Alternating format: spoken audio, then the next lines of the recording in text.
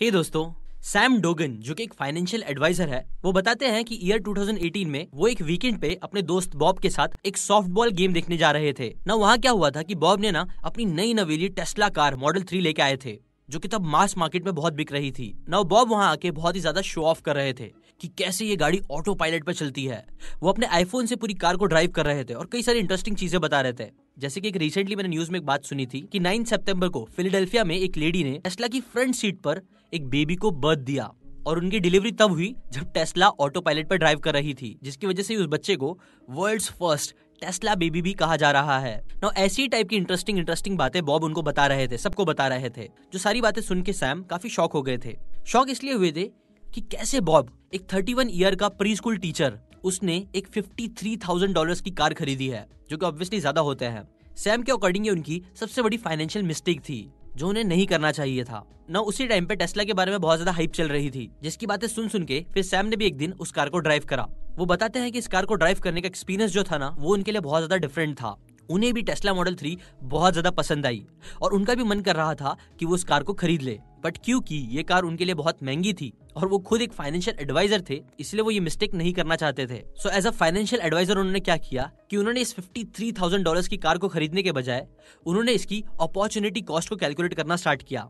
जहां वो ये देख रहे थे अगर उन्होंने अपनी सेविंग से इतने पैसे कहीं इन्वेस्ट करे तो इस कार से बेटर अपॉर्चुनिटी उनके लिए क्या हो सकती है। जिसके बाद उन्होंने क्या किया कि वो टेस्ला के बारे में, टेस्ला कंपनी के बारे में, इलॉन मस्क की कंपनी के बारे में रिसर्च करना शुरू कर दिया। उन्होंने वो इस कंपनी के पोटेंशियल के बारे में जानने लग गए और फाइनली ये सारी चीजें करने के बाद उन्होंने डिसाइड किया कि वो $53,000 की टेस्ला मॉडल 3 खरीदने के बजाय $53,000 के टेस्ला के स्टॉक्स खरीदेंगे। जहां उन्होंने अक्टूबर 2018 में $298 पर शेयर की वैल्यू पे टेस्ला के स्टॉक्स खरीद लिए। और गेस व्हाट, कुछ टाइम बाद ही टेस्ला के स्टॉक्स पहुंच गए थे फिर $367 तक, और ऐसा करने की वजह से उन्हें 11,500 का प्रॉफिट मिल चुका था। बट अभी भी उन्हें उससे सेल नहीं करना था। और 6 महीने बाद क्या हुआ कि जब कंपनी में कुछ प्रॉब्लम चल रही थी, तब इलॉन मस्क के एक ट्वीट की वजह से उसके स्टॉक्स $179 पर आ गए। जहां उनका फिर $11,500 का प्रॉफिट था ना, वो 20,000 के लॉस में कन्वर्ट हो गया। बट स्टिल उन्होंने स्टॉक्स नहीं बेचे, वो टिके रहे। नाउ फास्ट फॉरवर्ड 2 साल बाद, जहां पूरा वर्ल्ड मार्केट क्रैश हो रहा था, वहीं टेस्ला के स्टॉक्स बढ़ते ही जा रहे थे। बट सैम को लग रहा था कि देखो, पिछली बार की तरह ही इस बार भी इसके स्टॉक्स आज नहीं तो कल गिरेंगे ही। इसलिए सैम ने क्या किया, $888 पर शेयर की वैल्यू पे अपने 75% स्टॉक को सेल कर दिया, क्योंकि वो इस मार्केट की वॉलेटिलिटी को हैंडल नहीं करना चाहते थे। तो इसकी वजह से उन्हें काफी ज्यादा प्रॉफिट मिला। बट हाँ, फैक्ट तो ये था कि उसके कुछ टाइम बाद ही टेस्ला के स्टॉक्स $1,126 तक पहुंच चुके थे, जो सोच के सैम को बहुत रिग्रेट हो रहा था। बट वो बोलते हैं ना, हाइंडसाइट इज ऑलवेज 20/20। चीजें होने के बाद हमें लगता है कि यार ऐसा नहीं करना चाहिए था। बट एनीवेज, सैम ने अच्छा खासा प्रॉफिट बुक कर ही लिया था और तब वो ये सोच रहे थे कि बॉब कितना स्टूपिड है, उसे भी अपनी कार खरीदने के बजाय इतने पैसे के स्टॉक्स खरीद लेना चाहिए था। बट आपको पता है इंटरेस्टिंग बात क्या है? वेल, इंटरेस्टिंग बात ये थी ना कि बॉब, जिन्हें वो स्टूपिड बोल रहे थे, वो चुपके बहुत सारे अपने पैसे टेस्ला के स्टॉक्स में इन्वेस्ट कर रहे थे बहुत पहले से ही, जिसकी वजह से उन्होंने बहुत सारा प्रॉफिट जनरेट किया था और वो प्रॉफिट के कुछ हिस्से से ही उन्होंने टेस्ला मॉडल 3 खरीदी थी। तो देखो दोस्तों, ये स्टोरी से हमें समझने वाली बात यही है कि वेल्थ को हम जैसा समझते हैं ना, वैसा वो यूजुअली दिखता नहीं है। कई बार जिन लोगों को आप अपने आप से कम समझते हो, आप सोचते हो कि वो फाइनेंशियली पीछे है आपसे, वेल, कई बार जरूरी नहीं है कि वो आपसे पीछे ही रहेंगे। कई लोग कई बार फाइनेंशियली बहुत अच्छा कर रहे होते हैं, बट क्योंकि उनकी सारी वेल्थ, उनके पैसे, उनके इन्वेस्टमेंट में घुसी होती है, जिसे हम देख नहीं सकते हैं, इसे हमें वो अमीर नहीं दिख के आते कई बार, और कई बार दिखते भी है तो स्टूपिड दिख के आते हैं, जो कि हमेशा केस नहीं होता है। देखो हाँ, फाइनेंशियली फ्री होने का मतलब ये नहीं है कि आपके पास बहुत सारा पैसा आ जाए जो लोगों को दिख के आए, जिससे आप एकदम लग्जरियस लाइफ जी सको।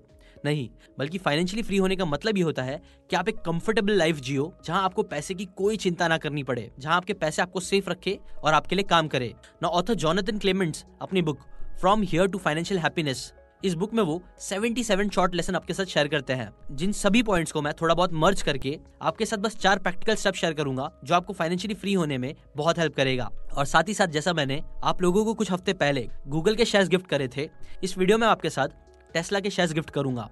कैसे? वेल, वो जानने के लिए वीडियो को देखते रहे। पहले आते हैं लेसन नंबर 1 में, जो है no saving with death. Author कहते हैं कि अपनी फाइनेंशियल फ्रीडम की जर्नी शुरू करने के लिए सबसे पहले आपको एक चीज करनी होगी, वो है अपने सारे डेट्स को क्लियर करो, कर्जे को क्लियर करो। और ये फाइनेंस का सबसे बेसिक रूल है कि अगर आपके पास किसी तरह का डेथ है, स्पेशली बैड डेथ, तो कभी भी आप अपनी सेविंग की जर्नी स्टार्ट नहीं कर सकते हो। देखो, ऑथर बताते हैं ना कि कुछ लोग अपने सारे डेट्स के साथ साथ लॉन्ग टर्म इन्वेस्टमेंट करना स्टार्ट कर देते हैं, जहां वो अपने डेब्ट्स को भी पे करते रहते हैं और साथ ही साथ थोड़ा बहुत इन्वेस्टमेंट भी कर रहे होते हैं। इससे होता यह है कि उनका जो फाइनेंशियली फ्री होने का प्रोसेस होता है ना, वो बहुत ही ज्यादा स्लो हो जाता है। इसलिए सबसे बेटर ऑथर यही बोलते हैं कि आप सबसे पहले अपने सारे छोटे मोटे डेब्ट्स को क्लियर कर दो, जैसे कि मोबाइल फोन, लैपटॉप का EMI, कार का लोन और ऐसी चीजें जो आप खत्म कर सकते हो जल्दी। हाँ, कई बार जो बड़े बड़े अमाउंट्स होते हैं जैसे कि होम लोन, वो सब क्लियर करना आपके लिए इजी नहीं होगा, वो एक्सेप्शंस है, उसे आप साइड में कर सकते हो। बट आपके जो छोटे मोटे डेब्ट्स है ना, वो आप पहले क्लियर कर दो। और प्लस इंपॉर्टेंट चीज होता है, ये भी बोलते हैं आपको अपने क्रेडिट कार्ड्स को बहुत वाइजली यूज करना चाहिए, because US department of labour ने एज 28 से 40 तक के 7,900 सिटीजन्स पे एक रिसर्च करी थी, जिससे ये पता चला कि जो लोग हाई क्रेडिट कार्ड डेब्ट्स में थे, उनका स्ट्रेस ओवर टाइम उनकी फिजिकल हेल्थ पे बहुत ज्यादा इफेक्ट कर रहा था, जिससे उन्हें अपनी डेली लाइफ में काफी प्रॉब्लम्स हो रही थी। उनके जॉइंट्स में पेन हो रहा था, स्टिफनेस हो रही थी और कई सारी प्रॉब्लम्स वो फेस कर रहे थे। इसलिए सिर्फ आपकी मेंटल पीस के लिए नहीं, बल्कि आपकी फिजिकल हेल्थ के लिए भी आपको ध्यान रखना चाहिए कि आप अपने क्रेडिट कार्ड को कैसे यूज कर रहे हो। कई बार क्या होता है कि लोगों को पता भी नहीं चलता है, क्रेडिट कार्ड यूज करने की वजह से उन पर इंटरेस्ट लगना स्टार्ट हो जाता है, जो अमाउंट बढ़ता ही जाता है। और इससे रिलेटेड एक सोल्यूशन भी है जो 4th पॉइंट में आपको पता चलेगा। लेकिन सबसे पहले तो यही याद रखो कि जितना हो सकता है उतना अपने सारे डेब्ट्स को पहले क्लियर करो, उसके बाद अपनी सेविंग की जर्नी को अच्छे से स्टार्ट करो। Lesson number 2, financial safety net. आपके साथ ऐसे कभी ना कभी होता होगा जो आपके घर में कोई चीज खराब हो जाती होगी, आपका फोन टूट गया या आपका टीवी ऑन नहीं हो रहा है या आपके कार या बाइक का इंजन में कोई प्रॉब्लम आ रही है। जैसे कि मुझे याद है, मेरा दोस्त बता रहा था कि एक बार उसके कंप्यूटर का ग्राफिक कार्ड खराब हो गया था, जिसका प्राइस बहुत ज्यादा था। अब उस टाइम पे उसके पास खरीदने के पैसे नहीं थे, इसलिए जैसे तैसे उसने जुगाड़ करके बिना ग्राफिक कार्ड के काम करना स्टार्ट किया। अब उस टाइम पे उसके पास क्रेडिट कार्ड नहीं था, वो किसी से पैसे उधार भी नहीं लेना चाहता था, इसलिए उसने सोचा कि वो नेक्स्ट मंथ अपनी इनकम जैसे आएगी ना, वो अपनी इनकम का यूज करके वो ग्राफिक कार्ड खरीद लेगा ना। देखो, ज्यादातर लोग है ना ऐसे ही होते हैं, अगर कोई भी प्रॉब्लम आती है तो वो लोग क्या करते हैं, उसके सोल्यूशन के लिए अपना क्रेडिट कार्ड का यूज करते हैं या अपनी नेक्स्ट सैलरी पर डिपेंड हो जाते हैं। जहां कुछ भी हो जाए तो वो नेक्स्ट मंथ सही कर लेंगे, ये बोलते हैं। EMI बनवा लेते हैं कई बार। बट ऑथर कहते हैं कि कोई भी ये नहीं सोचता कि क्या होगा अगर गलती से उनकी सोर्स ऑफ इनकम खत्म हो जाए या रुक जाए। देखो, क्योंकि ज्यादातर लोग सैलरीड बेसिस होते हैं और उनकी जॉब ही उनका मेन सोर्स ऑफ इनकम होता है। कुछ ही लोग ऐसे होते हैं जिनकी पैसिव इनकम होती है, जिनकी main source of income dead भी हो जाए किसी रीजन से, जॉब चली जाए या कुछ भी हो जाए, तो भी उनके पास एक दूसरी सोर्स ऑफ इनकम होती है जिसके ऊपर वो डिपेंड हो सकते हैं ना। जैसे कि कोविड टाइम पे भी देखा गया है, जहां बहुत सारे लोगों की जॉब चली गई और लोग पूरी तरीके से बर्बाद हो गए। सो इसका सोल्यूशन क्या है? सोल्यूशन ऑथर कहते हैं कि if you want to feel better about your finances today, then you should spend more time thinking about what you are gonna pay for tomorrow. मतलब बेसिकली ऑथर हमें ये बोल रहे हैं कि यहाँ हमें एक इमरजेंसी फंड क्रिएट करके रखना चाहिए, जहां आप उन पैसों को जमा करके रखो जिससे आप अपनी main source of income lost होने पर भी यूज कर सको। यहाँ इन पैसों को आप किसी भी रैंडम चीज के लिए खर्च नहीं कर सकते हो, जैसे कि कहीं घूमने जाने के लिए या नई कार खरीदने के लिए या कुछ खरीदने के लिए नहीं। यहाँ पे आपको एक इमरजेंसी फंड क्रिएट करके रखना चाहिए जो आपकी मेन इनकम सोर्स का बैकअप होना चाहिए। इसकी वजह से क्या हो, अगर खुदा ना खास्ता कुछ होता है और आपकी जॉब चली भी जाती है, तो भी आपको एक न्यू जॉब जब तक नहीं मिलती है तब तक आप अच्छे से सर्वाइव कर पाओगे, सेफ रह पाओगे। और ये चीज कैसे करनी है? इसे करने के लिए ऑथर बोलते हैं कि आपको अपने मंथली एक्सपेंसेस को कैलकुलेट करना होगा। मान लो आपकी मंथली एक्सपेंसेस है 20,000 रुपए, तो आपको एटलीस्ट 1,20,000 रुपए तो सेव करके साइड में रखने ही चाहिए, जो होगा आपका इमरजेंसी फंड। जिससे क्या होगा कि अगर कुछ हो जाता है, कोविड आ गया, कोविड में वापस लॉकडाउन लग गया, जॉब चली गई, कुछ भी प्रॉब्लम हो गई ना, तो भी आप एटलीस्ट आपके पास 6 मंथ्स का बफर टाइम रहेगा, जहां आप बहुत कुछ कर सकते हो। वापस से नई जॉब ढूंढ सकते हो, एक new source of revenue create कर सकते हो, जो आपकी सर्वाइवल के लिए और आपकी इज्जत के लिए बहुत काम की चीज होगी। Lesson number 3, invest conservatively and buy stocks with caution to increase your wealth. J Walker, जिन्होंने 2000 की शुरुआत में एक डिस्काउंट ऑफर वाली वेबसाइट प्राइस लाइन को लॉन्च करा था, जिससे उनकी नेटवर्थ 1 साल में ही 1.8 बिलियन पहुंच गई थी। और वहीं दूसरी तरफ वर्ल्ड के जो ग्रेटेस्ट इन्वेस्टर माने जाते हैं वॉरेन बफे, उन्हें अपने पहले $1 बिलियन अर्न करने में 55 साल लग गए थे। देखा कितना ज्यादा डिफरेंस था। लेकिन बात देखो ये है ना कि जो जे वॉकर की वेल्थ थी वो सस्टेनेबल नहीं थी। सबको पता चल गया था कि एक ना एक दिन ये जो .com का बबल है ना, वो बर्स्ट होगा। और जब वो बबल बर्स्ट हुआ तो बाय एंड ऑफ अक्टूबर 2000 कुछ ही महीनों में जे वॉकर के बिलियंस ऑफ डॉलर्स में से बचे सिर्फ 333 मिलियन। और वहीं जो वॉरेन बफेट थे ना, वो दुनिया के टॉप 1% रिचेस्ट क्लब में शामिल हो गए थे और आज भी हैं, और आने वाले कई सालों तक वो टॉप 1% की लिस्ट में रहेंगे ही। ये सब चीज का रीजन क्या है? वही रीजन यही है कि वॉरेन बफे पिछले 60 डेकेड से इन्वेस्ट कर रहे हैं और उन्होंने कभी भी रेयरली अपने शेयर्स को सेल किया है। इसलिए ऑथर भी कहते हैं कि अगर किसी को फाइनेंशियली फ्री होना है तो अपने पैसे इन्वेस्ट करने के लिए स्टॉक मार्केट आपके लिए बहुत अच्छी प्लेस हो सकती है, जहां सिर्फ आपको अच्छे रिटर्न्स ही नहीं मिलेंगे बल्कि कंपनी आपको कई बार डिविडेंड्स भी पे करती है, मतलब अपने प्रॉफिट्स का कुछ परसेंट शेयर होल्डर्स के साथ वो शेयर करती है। फॉर एग्जाम्पल, आपको पता ही होगा कि वॉरेन बफेट कोको कोला के एक मेजर शेयर होल्डर है और इसीलिए उन्हें कोको कोला के सीईओ जिन्हें $16 मिलियन पर ईयर की सैलरी, जो सबसे ज्यादा सैलरी है वो मिलती है, वहीं दूसरी तरफ वॉरेन बफेट कोको कोला के डिविडेंड से ही $547 मिलियन कमा लेते हैं। सो आप समझ ही गए होंगे कि फाइनेंशियली फ्री होने के लिए आपको कहाँ पैसे इन्वेस्ट करने हैं। ऑथर कहते हैं कि जब आप लॉन्ग टर्म सोचते हो तो स्टॉक मार्केट में इन्वेस्ट करने के लिए आपको कोई बहुत ज्यादा रॉकेट साइंस समझने की जरूरत नहीं है, बल्कि जिन भी कंपनीज को आप अच्छे से जानते हो या बेटर उनके प्रोडक्ट्स डेली यूज करते हो, जिसे आप कई सालों से यूज कर रहे हो, उस पर भरोसा करते हो, आपको प्रोडक्ट्स अच्छे लगते हैं, तो ऐसी कंपनीज में इन्वेस्ट करना आपके लिए अच्छा होगा। और ये one of the most successful mutual fund manager Peter lynch, जिन्होंने कई सारी अच्छी इन्वेस्टमेंट के ऊपर बुक्स लिखी है, वो भी ये सेम चीज बोलते हैं कि आपको ऐसी कंपनीज में इन्वेस्ट करना चाहिए जिसके प्रोडक्ट्स आप यूज करते हो, जिसे आप अच्छे से समझते हो, जिसके प्रोडक्ट्स आपको अच्छे लगते हैं और जिस पे आपको भरोसा है। जैसे कि कई लोग आईफोन यूज करते हैं, मैगी खाते हैं, कोको कोला पीते हैं, टेस्ला की कार्स यूज करते हैं, तो आपके लिए इन सभी कंपनीज में इन्वेस्ट करना कई बार अच्छा हो सकता है, जैसे कि स्टार्टिंग की स्टोरी में भी साबित हुआ। और यहाँ पे आपको मार्केट की डेली फ्लक्चुएशंस को देखना नहीं है, जो द इंटेलिजेंट इन्वेस्टर में वॉरेन बफेट के जो मेंटर थे बेंजामिन ग्राहम, वो भी अपनी बुक में बोलते हैं कि हमें मार्केट के डेली फ्लक्चुएशंस पे फोकस नहीं करना है, बल्कि आपको बस कुछ अच्छी कंपनीज को पकड़ना है और उसके अंदर इन्वेस्ट करना है लॉन्ग टर्म के लिए।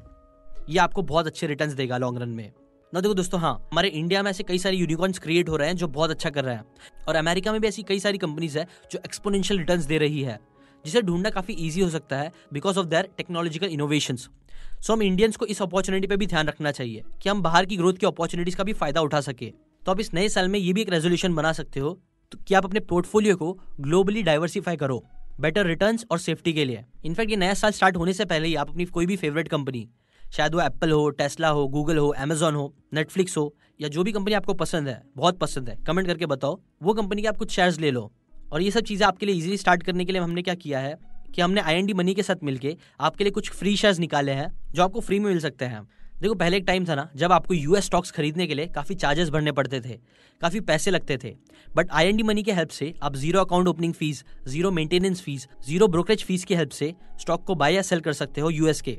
प्लस यहाँ आपको बेस्ट एक्सचेंज रेट भी मिलते हैं। प्लस इस ऐप के हेल्प से आप अपने सारे इन्वेस्टमेंट को ट्रैक भी कर सकते हो, जितने भी आपने अलग अलग इन्वेस्टमेंट किए हैं, म्यूचुअल फंड्स में हो, स्टॉक्स में हो, क्रिप्टोज में हो, जैसा मैं खुद भी करता हूँ इस ऐप का यूज करके। सो अगर आप ये सारे फायदे उठाना चाहते हो और फ्री में टेस्ला के स्टॉक्स लेना चाहते हो तो आपको क्या करना है कि बस नीचे दिए हुए लिंक से जाके IND मनी का आप डाउनलोड करो और आपको ऐप के रिवॉर्ड सेक्शन में टेस्ला के कुछ फ्री शेयर्स मिल जाएंगे, एक पार्ट उस शेयर का मिल जाएगा। बट अगर आप नीचे दिए हुए लिंक से जाते हो तो, लेकिन अगर आप डायरेक्टली प्ले स्टोर या ऐप स्टोर से IND मनी को डाउनलोड करते हो तो आपको साइन अप करते टाइम एक कोड डालना होगा, जो मैं अभी स्क्रीन पर डाल रहा हूँ, सीकेंड टेस्ला कोड, वो डालना होगा, तब आपको वो फ्री स्टॉक्स मिल जाएंगे। पॉइंट नंबर 4 है फ्रुगैलिटी लीड्स टू बेटर फाइनेंसेस। देखो, हमारी physical health, mental health, relationship और ओवरऑल पूरी लाइफ में हैबिट्स सबसे बड़ा रोल प्ले करते हैं, और ये एक यूनिवर्सल फैक्ट है कि good habits makes good life. Financial success भी और कुछ नहीं बल्कि आपकी गुड हैबिट्स का रिजल्ट है। अगर आप लॉजिकली सोचो तो अगर आप फाइनेंशियली फ्री होना चाहते हो तो आपको पैसे सेव करना होगा, उसे इन्वेस्ट करना होगा, बट आपके पास टाइम बहुत कम है, इसलिए आपका ज्यादा से ज्यादा पैसे सेव करके इन्वेस्ट करना बहुत इंपॉर्टेंट है। ऑथर कहते हैं कि 90% लोग अपनी फाइनेंशियल फ्रीडम अपनी बैड हैबिट्स की वजह से अचीव नहीं कर पाते हैं, जहां उनकी बैड हैबिट्स सेविंग्स पे बहुत इंपैक्ट करती है। बिकॉज लोग है ना एक्सपोनेंशियली कभी नहीं सोचते हैं, वो लोग हमेशा लीनियरली सोचते हैं। एग्जाम्पल, हम लोग क्या सोचते हैं कि यार आज तो बस एक पिज्जा खा रहा हूँ, उससे इतना फर्क क्या पड़ेगा, आज तो मैं बस एक बर्गर खा रहा हूँ, उससे क्या फर्क पड़ेगा। ऐसी छोटी छोटी चीज करके वो लोग हैबिट बना लेते हैं और हर दिन वो लोग बाहर की चीजें खाने लग जाते हैं। हर दिन जोमेटो से कुछ ना कुछ ऑर्डर होने लग जाता है, हर हफ्तों में एटलीस्ट कुछ बार तो होने लग जाता है, और वो एक आदत बन जाती है, जिसकी वजह से एक पर्टिकुलर अमाउंट हमेशा बार बार जोमेटो वालों को जाता रहता है, अलग अलग जंक फूड कंपनीज को जाता रहता है, और ये सब चीजें पैसे तो जा ही रही है, प्लस ये सारी चीजें आपकी हेल्थ पे भी इंपैक्ट करने लग जाती है। मैंने एक वीडियो देखा था जिसके अंदर क्या होता है कि 2 आदमी होते हैं, दोनों अपनी लाइफ में ना छोटी छोटी चॉइसेस हर दिन अलग अलग लेना स्टार्ट करते हैं। एक बंदा रोज सुबह जल्दी उठना स्टार्ट कर देता है तो दूसरा बंदा लेट उठता है। एक बंदा हर दिन जंक फूड खाना स्टार्ट करता है तो दूसरा बंदा हर दिन हेल्दी खाना स्टार्ट करता है। ऐसी छोटे छोटे जो चॉइसेस होते हैं ना, जो हर दिन हमारे सामने आते हैं, हमारी हैबिट्स। एक बंदा छोटे छोटे अपने थोड़े थोड़े पैसे क्या करता है, वो फालतू चीज़ों में खर्च करने लग जाता है, बेमतलब की चीज़ें खरीदता है, बेमतलब की चीज़ें खाता है। वहीं दूसरी तरफ जो अच्छा बंदा होता है वो बेमतलब की चीज़ें खाने के बजाय उसको सेव करने लग जाता है, या फिर अच्छी चीजें खाने लग जाता है। और ये सारी चीजें क्या होती है, एक दिन, 2 दिन, 1 महीना, 1 साल बाद है ना कंपाउंड होने लग जाती है। उसका असर इतना ज्यादा हो जाता है, एक तरफ जो बंदा गलत हैबिट्स पाला रहता है उसकी हेल्थ एकदम धीरे धीरे खराब होने लग जाती है, उसके पैसे एकदम धीरे धीरे खत्म होने लग जाते हैं, और हर चीज में उसकी रिलेशनशिप लाइफ हर चीज खत्म होने लग जाती है। वहीं दूसरी तरफ जिसने छोटे छोटे हैबिट्स बनाए होते हैं, वो छोटे छोटे हैबिट्स उसको धीरे धीरे उसकी लाइफ में बहुत इंप्रूवमेंट लाने लग जाते हैं। उसकी सेविंग, उसके इन्वेस्टमेंट्स उसको पैसे देने लग जाते हैं, उसकी हेल्थ उसको अच्छी लाइफ जीने में हेल्प करती है। और लॉन्ग टर्म में एक बंदे की फ्रुगैलिटी उसकी लाइफ को कंप्लीटली चेंज कर देती है, जबकि दूसरी तरफ एक बंदे का लापरवाही, उसका स्मोक करना, उसकी फालतू चीजें खाना उसकी जिंदगी को बर्बाद करने लग जाता है। इसलिए आपको भी ये चीज समझनी चाहिए कि हाँ, आपके छोटे छोटे चीजें, जो छोटे छोटे डिसीजन आप रोज ले रहे हो, शायद आपको उसका असर आज ना दिखे, कल ना दिखे, 1 महीने बाद भी ना दिखे, बट कुछ साल में आपको पक्का डिफरेंस दिखेगा ही, और वो चीज आपको बहुत तकलीफ देगी लॉन्ग रन में। इसलिए आप क्या करो, थोड़ा बहुत अपनी लाइफ को फ्रूगली जीना स्टार्ट करो। फालतू चीजों पे खर्च करने के बजाय थोड़े बहुत पैसे साइड में निकालना चालू करो, सेव करना स्टार्ट करो, उसे इन्वेस्ट करना स्टार्ट करो। हाँ, कुछ टाइम में शायद ये आपको बहुत ज्यादा अमीर बनने में हेल्प नहीं करेगा, लेकिन पक्का लॉन्ग रन में आपके इससे काफी पैसे भी बचेंगे और आपसे काफी अमीर भी बन सकते हो। इसलिए आप लीनियर थिंकिंग मत रखो, एक्सपोनेंशियल सोच रखो। और ये सब चीज आप कैसे कर सकते हो, आप ट्राई करो कि आपकी जो भी इनकम है उसका आपका 50% ज्यादा खर्च नहीं होना चाहिए, और आपको 12% आपको लॉन्ग टर्म के लिए इन्वेस्ट करना चाहिए, रिटायरमेंट के लिए, ये सब चीज के लिए। ऐसे अगर आप करोगे ना तो आपको लॉन्ग रन में इससे बहुत फायदा होगा। मैं आपको एक और बोनस पॉइंट बताना चाहता हूँ, वो ये है, start working on different sources of income. जितना हो सकता है उतना आप अलग अलग सोर्सेज ऑफ इनकम पे काम करना चालू करो। अगर आपकी बस एक जॉब है तो ऑब्वियसली वो बहुत रिस्की चीज है। आपको क्या करना पड़ेगा कि आपको साइड बाय साइड ऐसे सोर्सेज ऑफ इनकम क्रिएट करने चाहिए जो आपको थोड़ा बहुत ही सही लेकिन कुछ इनकम लाके दे। ये चीज भी आपको लॉन्ग रन में बहुत ज्यादा पैसे कमाने में हेल्प करेगी और फाइनेंशियली फ्री होने में हेल्प करेगी। अगर आप चाहते हो कि मैं इस टॉपिक पे एक अच्छा सेपरेट वीडियो बनाऊं कि कैसे आप अपनी साइड इनकम बना सकते हो, तो कमेंट करके मुझे जरूर बताना। अगर आप टेस्ला के फ्री शेयर्स लेने में इंटरेस्टेड हो तो नीचे डिस्क्रिप्शन में लिंक दी हुई है, वहां से आप जाके IND मनी को डाउनलोड कर सकते हो। डाउनलोड करने के बाद रिवॉर्ड सेक्शन में आपको वो शेयर्स दिख जाएंगे। या आप अगर अलग से ही प्ले स्टोर से डाउनलोड कर रहे हो, डायरेक्टली डाउनलोड कर रहे हो प्ले स्टोर ऐप स्टोर से, तो आपको साइन अप करते टाइम एक कोड डालना होगा, सीकेन टेस्ला, जिससे आपको रिवॉर्ड मिल जाएगा। अभी के लिए बस इतना ही। Thanks for watching.